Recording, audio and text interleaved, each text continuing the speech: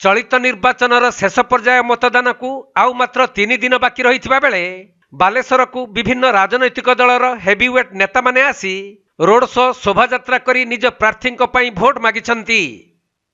तेबे बीजेपी पक्षरु केंद्र मंत्री धर्मेंद्र प्रधान आसी सांसद प्रार्थी प्रताप चंद्र षडंगी और विधायक प्रार्थी मानस दत्तों सह शक्ति प्रदर्शन करिछंती।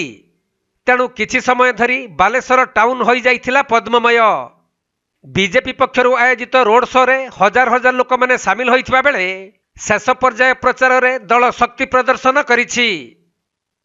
सेहीपरि बीजेडी पक्षरु प्रणव प्रकाश दास बालेश्वर गस्त करी दलीय लोकसभा प्रार्थी लेखाश्री सामंत सिंहार और विधायक प्रार्थी सौरभ दास को साथी रे नहीं एक विशाल रोड शो करिथिले।